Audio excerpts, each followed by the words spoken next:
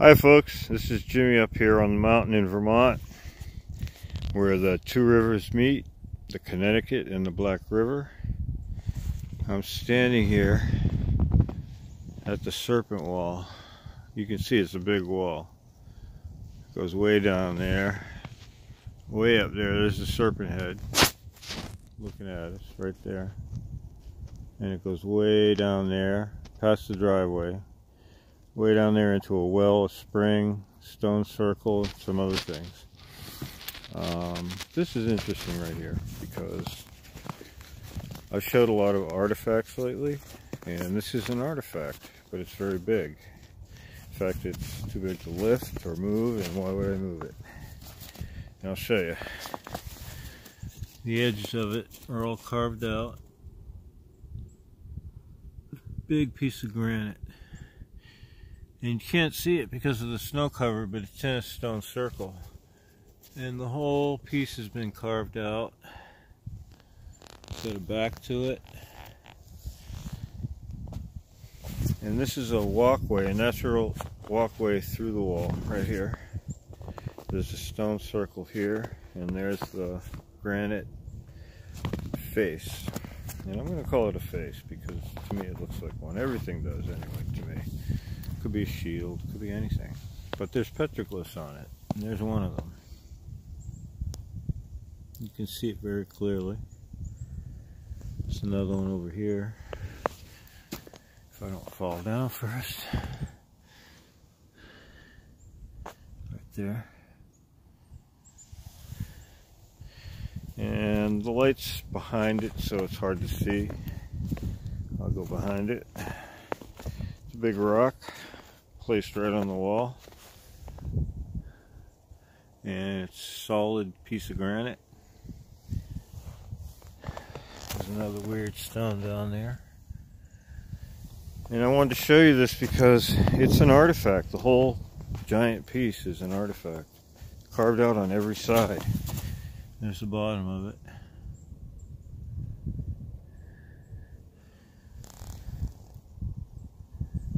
And placed here. And it seems like, and it's always seemed to me like when I walk through here, and I've been here a long time, that you just walk through here and you go that way.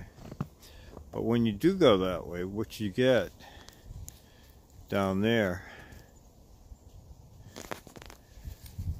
if you go right there, there's a chamber there that's submerged in water right now and under snow and broken trees. It's corbelled, built, and it has megalith stones on the top of them. Very large stones on the top of corbelled chamber. It goes under the ground at about 30 feet into a mound, and it's all overgrown, and a road was built on my property right there. Goes around to the mailbox, comes around, and the water collected in here and pretty much buried it, and for a century or two it was used as a well. Old corbelled chamber. I've been in it as far as I dared to go when it dried out a few times.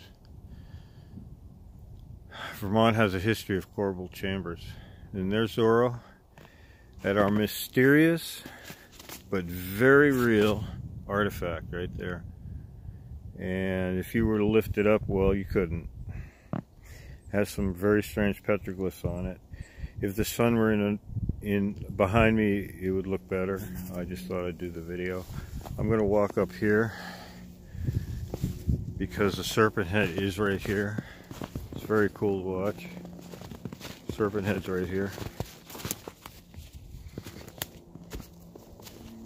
It's a nice area, and there's the serpent head. There's the horizon where the sun rises, and I mean sets, not rises.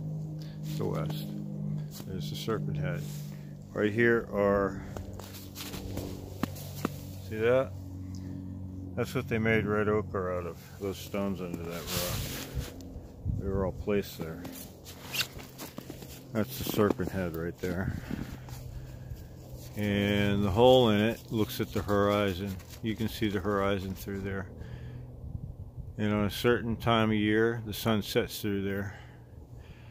And This stone right here, the sun will lick up for a few days. Tell you just what it is, what time of year it is. It happens every year at the same time. You know what I'm saying? Is that cool? There's some petroglyphs on top. There's always petroglyphs on top of a rattlesnake head. It's usually a triangle. And there's the layer right in there with quartz in it. There's quartz in there. Is that cool?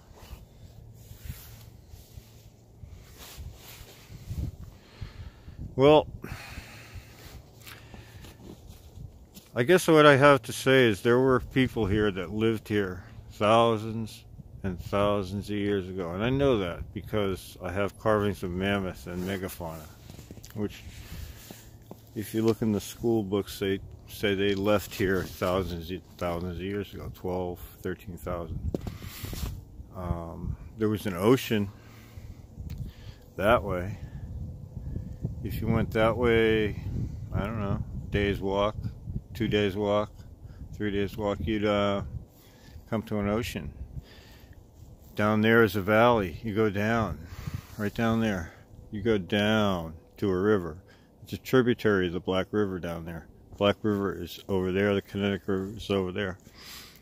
So all these rivers meet, and this wall follows the horizon. This is what I call the star stone right here. This is another artifact, all carved out. Have you ever seen a stone carved out like that? And when the sun sets a certain time of year, it sets right here.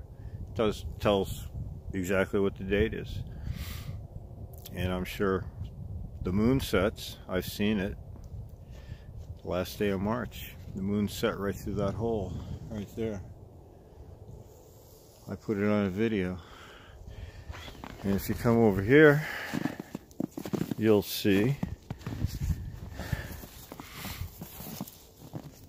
that the wall follows the horizon, the western horizon. It comes to this glyph in the wall right here. Okay, I call it a cairn.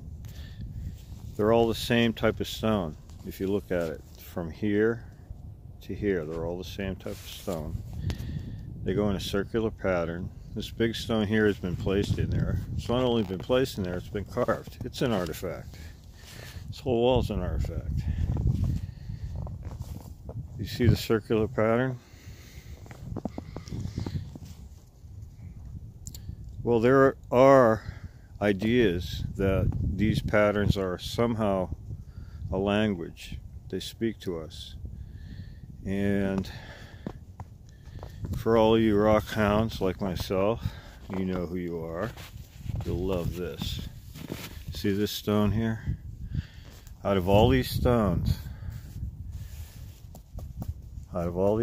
this is the only one that's loose. You can't move any of these, okay? This one, you can pull out carefully, and you can look at it.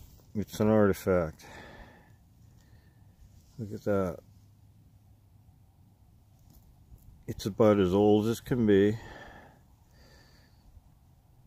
And it's put in here for a reason, because I've seen it before in other walls, different walls, same thing. The only stone that moves is this black bayonet type of stone, and that's the horizon here in Vermont. There were ancient people here who carved all those crazy stones that I've been showing you. They were a viper cult as far as I know, because they carved a lot of viper heads. And there's the sun right there. The year's starting to wind up again. It's going to go all the way over to right here. There'll be a shadow come right here. And then it comes all the way back and goes there. Mount Chemo is out there, right there. You can see it through the trees. The ski slope. Very nice mountain, flat top.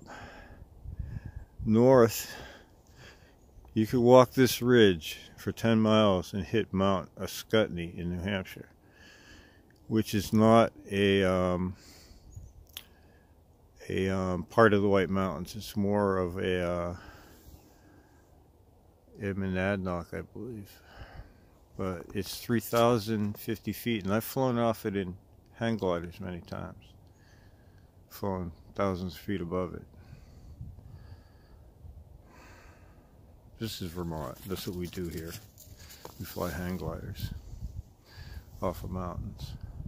But when I found all of this Indian stuff, it amazed me. It confused me. It amazed me again, and it still amazes me. And I'm an artist and a poet and a musician. I have 6 grandsons and a beautiful wife and dogs. This all came to me without looking for it. This beautiful, beautiful, ancient, untouched serpent wall. From the time when mammoths walked in Vermont and whales weren't far from here, there was this serpent wall that stood this time, and you can see right through it to the horizon. This is Jimmy, the Paleo Mountain Man, up on the mountain in Vermont. I hope you enjoyed this. Think about it. Oh, one other thing. If you go that way, south, that way, you'll hit Mount Ephraim. You can almost throw a rock and hit it. Well, it's 5 miles. In the 1800s, I just dropped my phone, I'm sorry. Giants were dug up in mounds that are still up there on Mount Ephraim. And if you look up Mount Ephraim, you'll see mysterious stone structures. That's all they'll tell you about it. But you can go up there. It's private property. They'll let you walk around. Look around, and there's walls a mile long, straight and true, going straight down and up gorges in the stone without missing a beat. Acoustic walls like this with the same type of glyphs in them. Thank you for watching. This is Jimmy on the mountain waiting for the sunset. Thank you for watching.